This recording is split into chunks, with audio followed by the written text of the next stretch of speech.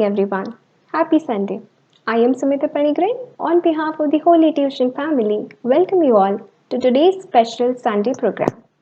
Today, I'm going to tell you some of the interesting facts about Sambalpur. Do you know why Sambalpur has got its name? Sambalpur is named after Ma Samle or Samleshwari.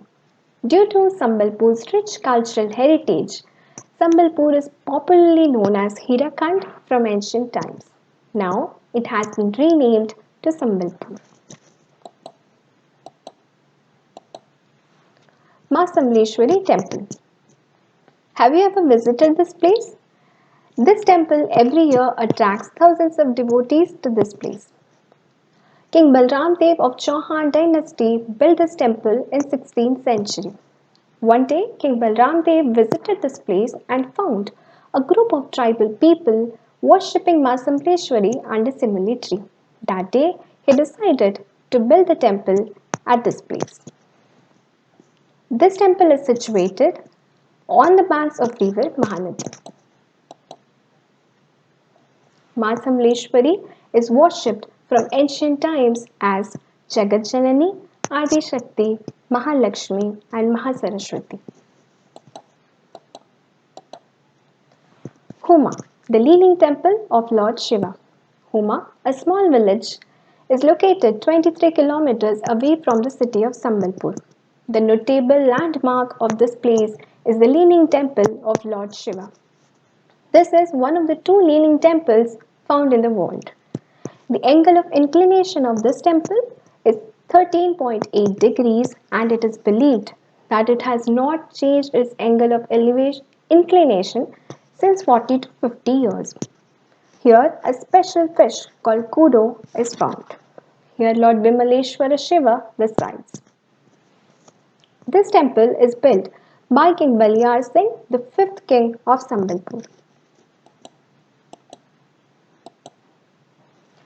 Rice Bowl of Odisha.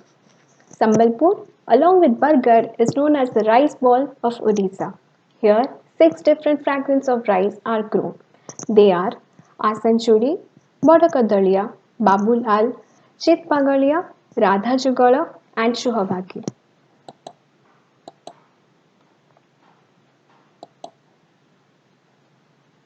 Hirakud Dam. Have you ever heard about Hirakud Dam? You all have. Hirakud Dam is the longest dam in the world.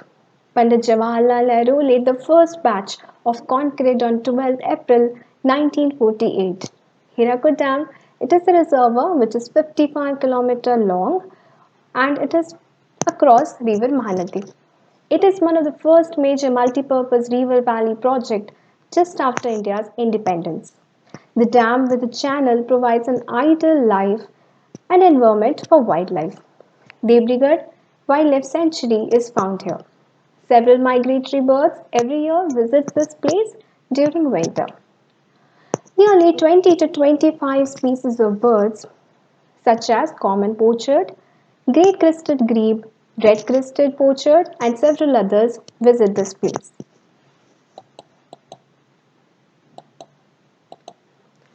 Maghanteshwari Temple. Do you know who resides here? You are right. Maghanteshwari or the deity of bells. It is believed that this temple is built by the early sailors for whom the bell served as a warning sign against heavy winds.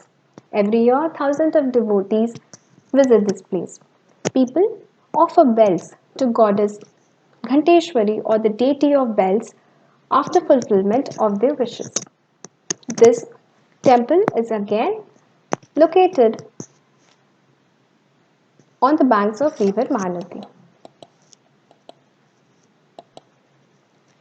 Nuakhai.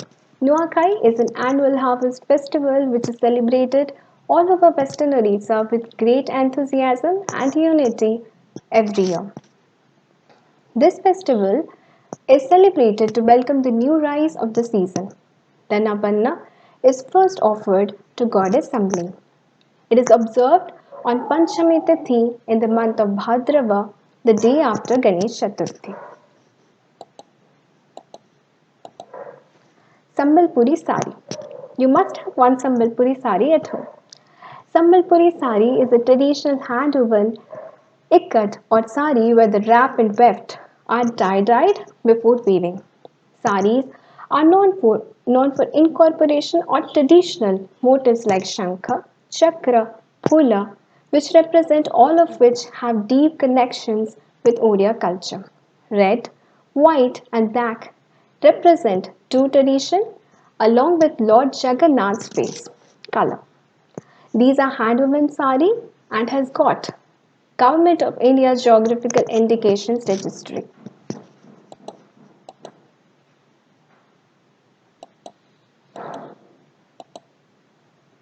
Seetal Sashti. Seetal Sashti Carnival is an annual festival which is celebrated and commemorates the religious reunion of Shiva and Shakti as goddess Parvati. Sambalpuri dance. Sambalpuri dance is a folk dance deriving from the deity Sambale. The dance is connected with the worship of the deity. Sambalpuri Baja or Sambalpuri instruments. Sambalpur's instruments. The acoustic instruments used in folk music, Dulduli music, a music orchestra of Western Odisha combines dhol, nasha, nisan, tasha, jhanj, and muhuri. So, this is all about today, and I hope that you liked today's session. This is a very small session of Sunday's episode. So, if you do like, share, and subscribe. And I hope that next time when you have a tour to Orissa, you must visit Sambalpur. With that hope, I'm signing off. Have a good Sunday ahead. Bye.